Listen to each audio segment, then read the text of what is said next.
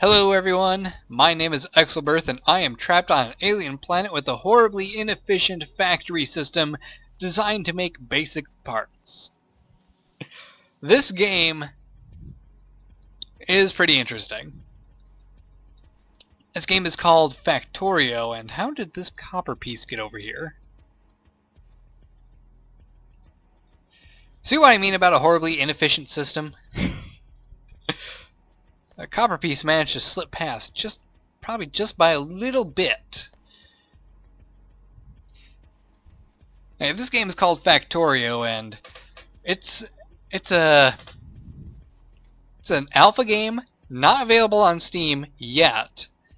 It might be in the future. I have no doubts it will be. It is actually fairly well done so far for an alpha game. And the entire premise of the game is pretty much setting up automated factory stuff, which is pretty fun to do. Actually, some of the earliest games I've ever played were centered around making factories. So this just kind of rekindles a bit of nostalgia feelings in my heart, gut. Where do you usually get nostalgic feelings just boiling up from? Oh well, I'm not going to worry about that anymore, because I am just talking about this game right now, and that's all that matters in the long run. Actually, you might not think that it does, but oh well, that's what I'm doing for this video. I might do a let's play of this game in a few days maybe, because there is actually a campaign that comes with the game, which is pretty cool. You don't usually see a campaign in early alpha stage games, so it's kind of refreshing to have a game still in development that does have a campaign for you to do. It kind of functions like a tutorial system, where each chapter of the campaign you learn a little bit more about how to do stuff. I learned just enough of the basics to be able to set up a supply line, and I've been just using this world to kind of experiment with different setups for automation. And as you can see, I have far too much coal. So much coal that it is backed all the way up to where I'm mining it from. I'm not even using any of the coal really in my steam engines, of which I have 2 operating at full performance, non-stop.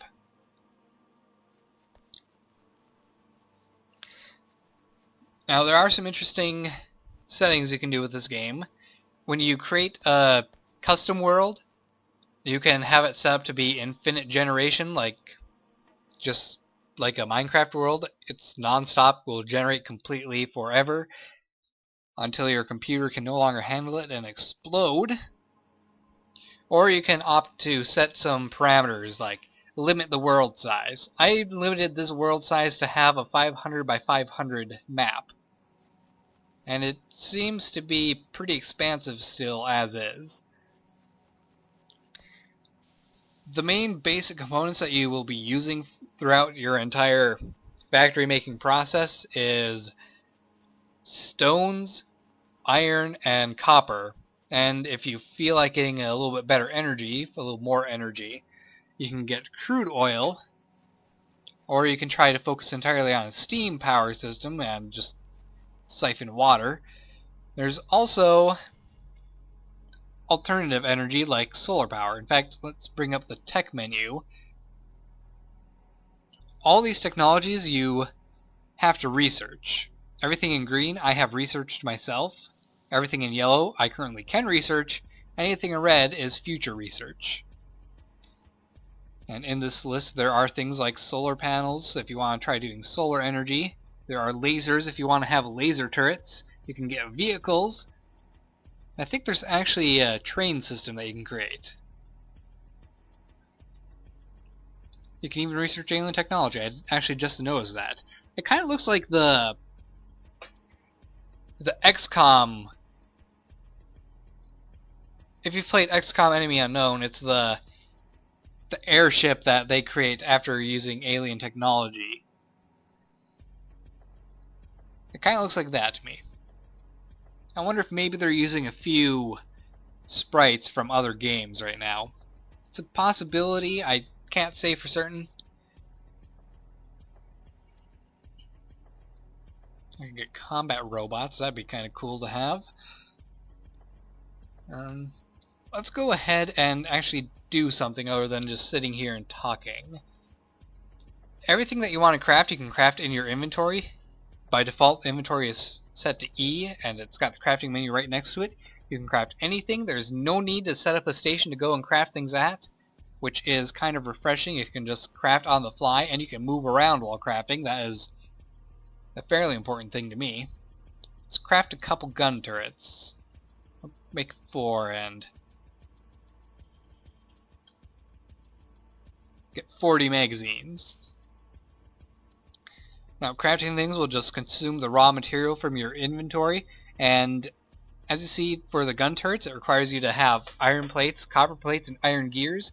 I don't have any iron gears in my inventory, but it takes that into account and automatically puts them in the crafting list, which is a very handy feature. I appreciate that they did that.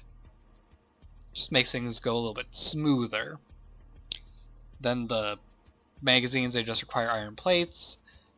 I'm not sure exactly how you form these bullets with your hands, but I will not question it.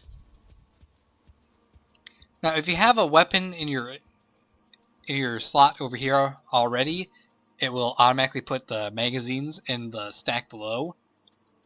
If you take the magazines and move them around, it will continue to go to the stack that you have selected.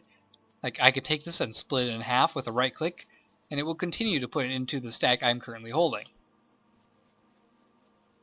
I just think that these are very nice efficiency features. Over here there's a wall I started building because, as you can see on the minimap, there's a base of redness. Those are alien creatures which are very hostile towards you, and will likely try to kill me as soon as I get anywhere nearby. In fact, I'm going to make a submachine gun just to increase my odds of surviving. I could do a shotgun, but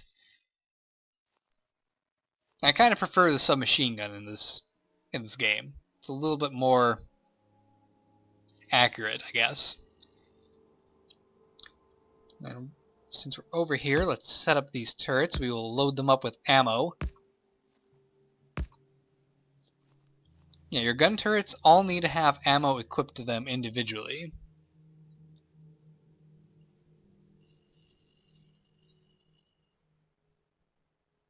Let's see.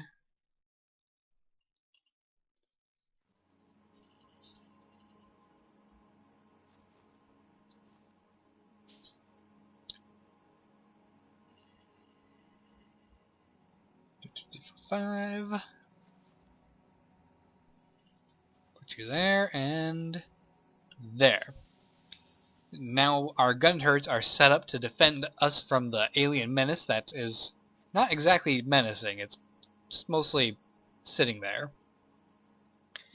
Eventually, I think the aliens do start coming to attack your base, which is a little bit of a hassle. And I have not actually seen an alien base yet, so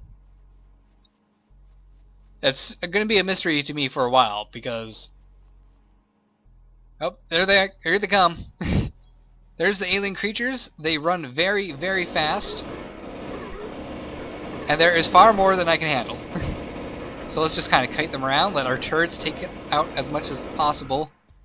Whew!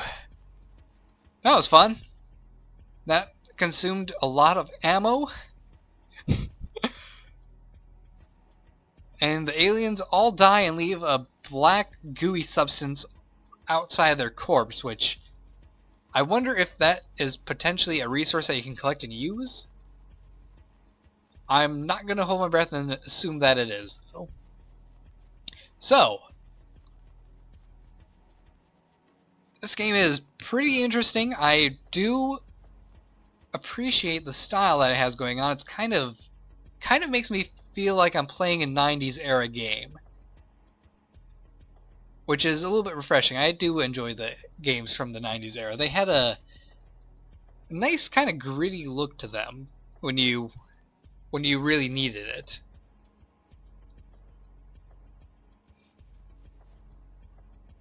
So I think that's going to be it for this video. I will be doing the campaign as a Let's Play in a few days, most likely. So I hope you guys look forward to that and are ready to come along with me for a journey as we discover why we're on this planet by ourselves,